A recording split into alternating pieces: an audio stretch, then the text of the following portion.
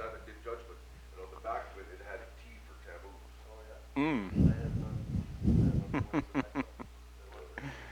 So here he is revealing their hypocrisy of the power and authority that they have sitting on Moses' seat. They're shutting up the kingdom. And outwardly you appear righteous. You remember the picture I showed of all those beautiful robes that they were wearing? But within ye are full of hypocrisy and iniquity. They were plotting to kill him. He knew their minds. Wherefore, behold, I send unto you prophets and wise men and scribes, and some of them ye shall kill and impale, and some of them shall ye scourge in your synagogues, and persecute them from city to city, that upon you may come all the righteous blood shed upon the earth, from the blood of righteous Abel unto the blood of Zacharias, son of Jehoiada, whom ye slew between the temple and the altar. So upon you may come all the righteous blood shed upon the earth. Wow, that's a heavy judgment. You want to sit on that seat? But you notice what he said. He says, I sent prophets. Yes. Yeah. He was telling them who he was again. Amen. And that just infuriated it, even the more so. But he's speaking truth. Behold, your house is left unto you desolate. And what happened when they chose between Yahusha, the son of Elohim, and Barabbas, which means son of the Father? And they said, let his, and what did they say about, what did Pilate say? Let his blood be upon us. So yeah, that upon you may come all the righteous blood shed upon the earth. And they spoke it. They verbally spoke it. Let his blood be upon us. Pardon me? Isn't that what's going to happen today? Sure. Like you're talking about martyrdom, that's before us, that's happening today in the time of trouble. Right. Oh, sure.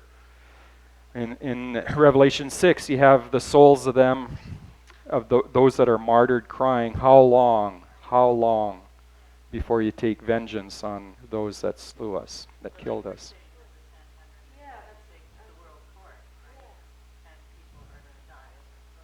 Yes. Sure. Yeah. The Sanhedrin are sitting in the seat of Moses. They think.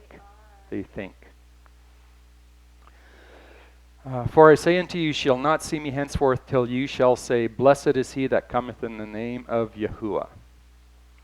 And Yahuwah, okay, so Matthew 24, verse 1. And Yahuwah went out and departed from the temple, and his disciples came to him for to show him the buildings of the temple. So we touched on that. Then shall the kingdom of heaven be likened unto 10 virgins, which took their lamps and went forth to meet the bridegroom. 5 of them were wise, and 5 were foolish. So again, I'm just picking up on highlights of the stories that he went through this 4 days at the temple that he was teaching the people. Can you get that? Sorry, I forgot. So 5 wise, 5 foolish. So here we see a picture of the foolish ones and the wise ones. So the wise ones, they have oil in their lamps and it's lit. Okay? The foolish ones, they have their lamps.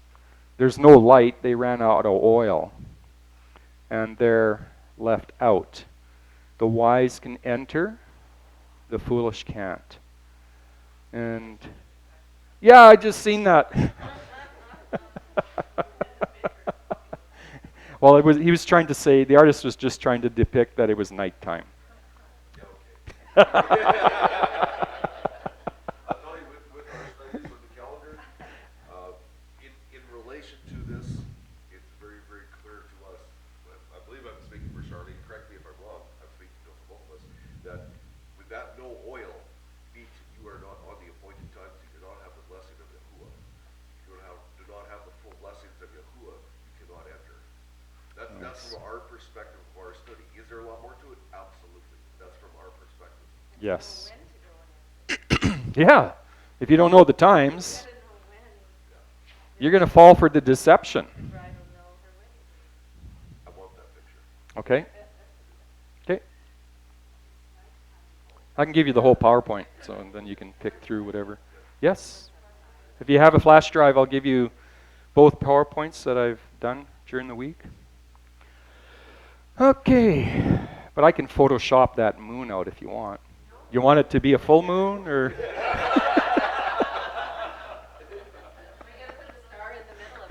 Oh, yeah. Okay. For the kingdom of heaven is as a man traveling into a far country, who called his own servants and delivered unto them his goods. And unto one of them he gave 5 talents, to another 2, and another 1, to every man according to his several ability, and straightway took his journey. Talk about the talent in this room this week for this festival.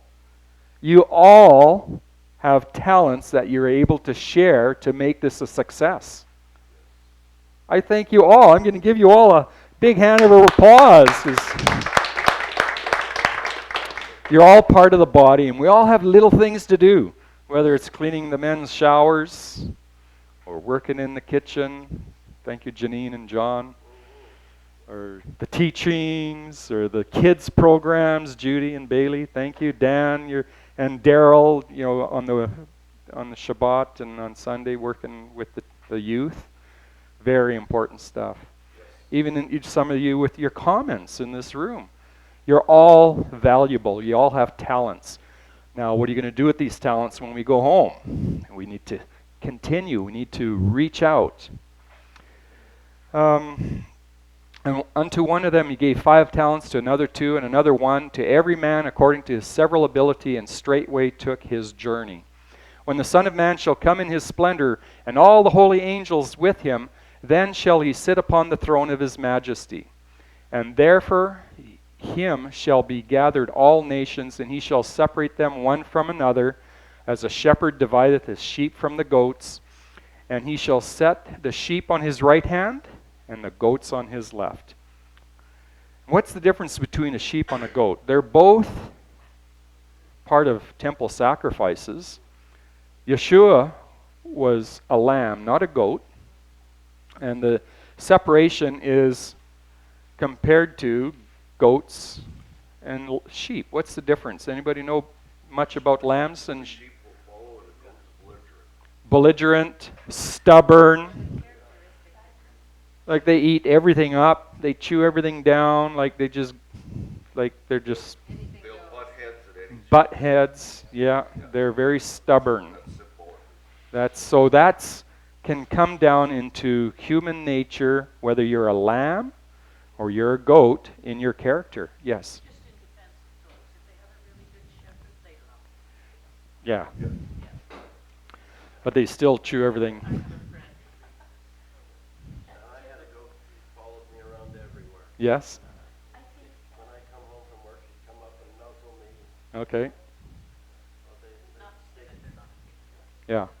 I've never had either, so I'm just going by other people's experiences. if you Karen and Jeanette. convince them, If you what? if you can convince them that you love them, they'll behave. And then, so to me, this is like everybody says, oh, the sheep and the goats. The sheep are the followers, and the goats are the bad people. And toss them out. No, they're both on either side of the Messiah. They're both there. Just some have followed peacefully. Some he had to take a little bit more work to get convinced to come. Like myself, I tell people, the Lord came along, kicked me in the side of the head, and said, "I'm talking to you. Pay attention. I'm a goat." Good. Okay. I like that. Karen? Yeah, goats are yeah, they'll bite you, they'll chew things up, and almost like picking on things, words, you chew on them, you think about them. I don't know if they swallow them or spit them out, I don't know. But I think sheep are a lot dumber than goats. Oh yeah. Yeah, sheep are a lot dumber than goats. Jeanette? Oh, just the comment that a young goat was also an acceptable sacrifice. They could choose, for the Passover, wasn't it? They could choose a lamb or a young goat. Yeah. Yes. Okay, good interaction here. Then shall the king say unto them that are on his right hand, Come, ye blessed of my Father, inherit the kingdom prepared for you from the foundation of the world. For I was hungry, and ye gave me food. I was thirsty, and ye gave me drink. I was a stranger, and ye took me in. Naked, and ye clothed me. I was sick, and ye visited me. I was in prison, and ye came unto me. You remember who he's speaking to in the temple. The throngs of the people, they just loved his teaching. And they knew he was rebuking the scribes and the Pharisees and the Sadducees who had the rule over the people. Do you think the scribes and the Pharisees and the Sadducees and the chief priests, do you think they did all these things? Just, taking in the strangers, giving them people to food and thirsty, clothing the naked, healing the sick, visiting them in prison. No way. They were stealing from the poor and from the widows. The widow's mites. Oh yes, they totally contrary. So he's saying these guys are goats for not doing this. The lambs do this. The goats, which are the scribes and the Pharisees and the Sadducees. And his teaching is so powerful. He was so tactful in his choosing his words to rebuke. He rebuked openly, but also in his teachings. They knew he was continually rebuking them. Just the greatest teacher ever. Yes. And the king shall answer and say unto them, Verily I say unto you, inasmuch as ye have done it unto the least of these my brethren, ye have done it unto me.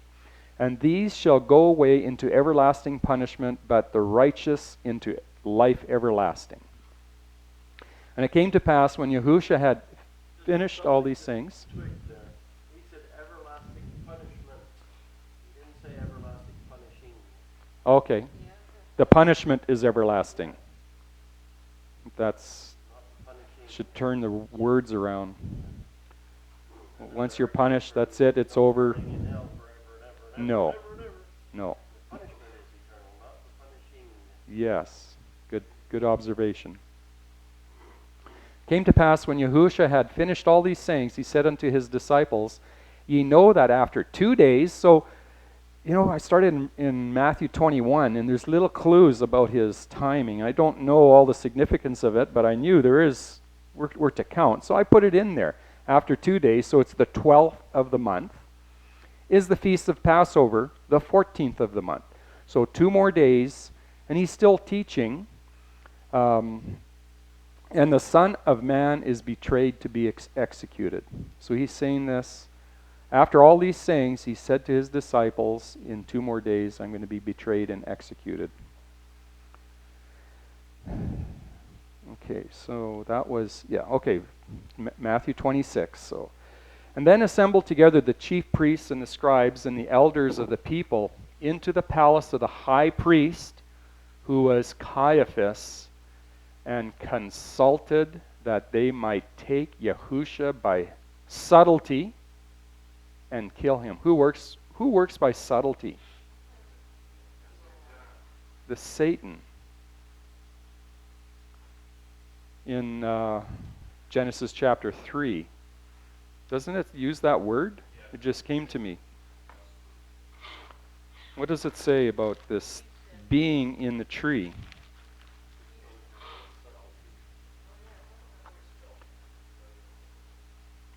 Can I find it somewheres here?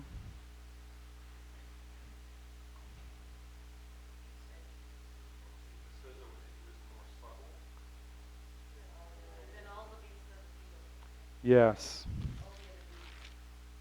Yeah, I can't find it right exactly, but that's the wording. He was more subtle. So that's the character of Satan, Hasatan. And here, the elders, that's the Sanhedrin, chief priests, scribes, high priest, Caiaphas, were subtly trying to see how they were going to kill him.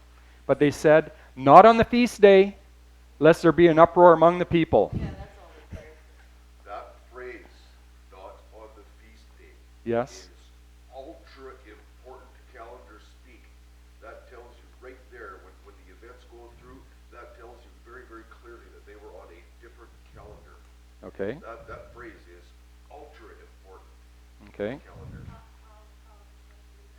So, Because they said they were not going to capture him on the feast day. What day did they capture him and crucify him? on a feast day. Yes. Oh, on the 14th. On the 14th. But it wasn't their feast day.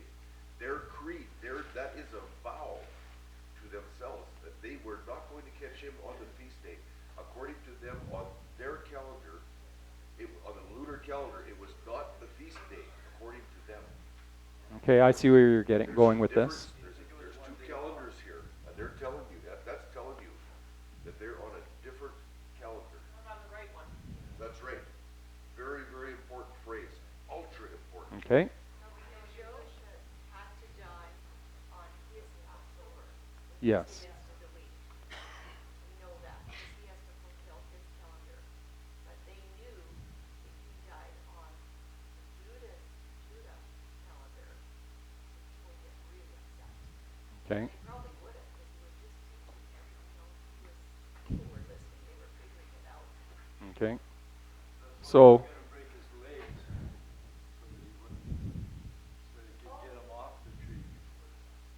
Are you saying that if he actually died on that Passover, that that's what people would not accept? I'm not saying that. No, like like if he, whatever day it was, well, I guess if He died on a beat. Sorry to derail you. No, go ahead. You opened it, so. don't go, just even, Okay. they were moving along with Passover, right? Like they were getting ready for the Passover, whatever day it was. Passover for them doesn't start till the evening. No, but if Jesus had actually died on that Passover, then Whose Passover? whichever one it was that they were approaching. Jewish Passover. Okay, Yahusha died on his Wednesday. Passover, Right. and Their Passover, what, if Jesus died on Passover, on Wednesday, and rose on Sabbath, right? yeah, Okay, we know that, so that's a physical fact. yeah. But If, When if he he, wrote, when was their actual Passover? When Yahusha died on the fourth cycle, which is Wednesday, he died in that light season. Their Passover began at sunset that very day. Their 14th began Their 14th, yes, began, because they were on a lunar calendar. 3 hours later. 3 hours later. Okay, that's what I'm looking for, was the time difference. Passover's not a Sabbath, unleavened bread. It's a preparation But day. it's not a Sabbath because they wanted to, like Ron was saying, they wanted to break his legs because they wanted to make sure he died and they got it rid because it was a Sabbath the next day. Not a Sabbath the next day, but it was Passover because Passover's not a Sabbath, the unleavened bread is. So I don't Yeah, understand that's that. true. It doesn't well, make sense. it may be, this is just speculation, but the Jews today consider Passover and the Feast of Unleavened Bread. They do it at the same time. They blended them into one day. Maybe But they that's were doing still that two then. days. Maybe, no, but they have Passover on the Feast of Unleavened Bread. They had Passover on the night of the 15th, not 14th now, today. And so if they were doing that then, they're a day behind, and the real Passover was the day they killed him when they were trying to delay it so that they wouldn't do it. I'm just Yeah. trying to think this through. If they killed him on the day not Passover in their mind, it turns out that it actually was the real one. Yeah, it was the real one. So, and it could possibly, depending on sometimes different calendars happen to line up exactly. Yeah, well, that's a possibility. That's a possibility. So the only way we can iron this out is put it on a blackboard and spread it out and think it through. But anyways, they didn't know. This is good. I love this. Even though they wanted to kill him, they didn't want to do it on a feast day. You know, there's religion. Oh, where did Judy go? She said religiosity. Like they're so legalistic. Look at the contrast here. They wanted to kill him, but they wanted to observe feast day. Like, what's more important, keeping a feast or keeping a life? So, this is their hearts. He revealed what was in their hearts, And it's think they wanted to make defiled with having to deal with the body, and then they couldn't keep their peace, then they would have to delay themselves to the second month, that's what I thought. okay. Okay. Now, when Yahusha was in Bethany, in the house of Simon the leper, there came unto him a woman having an alabaster box of very precious ointment, and poured it on his head as he sat down to eat. But when the disciples saw it, they had indignation, saying, "To what purpose is this way?" So even the disciples had some heart change to make, you know, in this kingdom. They were with him for a period of time, and they were still learning. And he understood their hearts. Body language speaks a lot. And he was a master reader of body language, facial expressions, the eyes, and he knew what was in their hearts. And he said, "For this ointment might have been sold for much and given to the poor." When Yahusha understood it, he said unto them, "Why trouble ye the woman? For she hath wrought a good work unto me. For you have the poor always with you, but me ye have not always. For in that she hath poured this ointment on my body, she did it for my burial. Verily I say unto you, wherever this gospel news shall be preached, the whole world, there shall also this, that this woman hath done, be told for her a memorial of her." That's why I'm bringing it, because we're preaching the gospel here. So it says, anytime you preach the gospel, you got to bring her to remembrance. So Lynn, can you pass this jar here and explain it as you're passing it all? I can't show you or prove it to you, but I do know this is not a box, because it says the alabaster box. But I understood a box was anything that would hold something, right? Okay, so it didn't have to be the shape of a box like we know it, right? Container. Yeah, it's vessel, yeah. So that's an alabaster box. And in another version of the gospel, it says the ointment was, do anybody know? Do you remember what it says in another gospel? Spikenard. Spikenard. So this is spikenard. You'll get to hold it and smell it.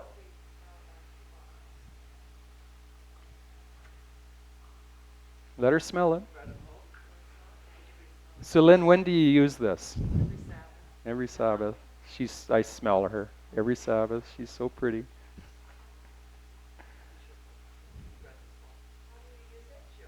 It's just a perfume.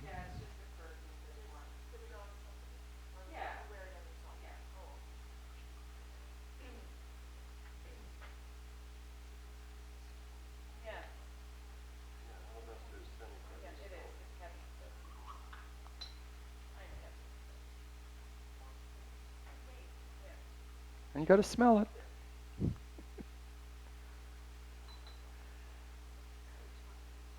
So Yahusha knew that he was going to be buried. And here comes this woman with this very expensive ointment and pours it all over him. The Spirit, she understood, she heard the voice of the Spirit. She was obviously touched by his teachings, by his healings, by his compassion. And Yeshua said, "It's for my burial." And as soon as she's finished passing that, we'll end the class with a prayer. But so I've done my duty, sharing this woman's pouring her heart to Yahusha, our Savior, anointing him with this beautiful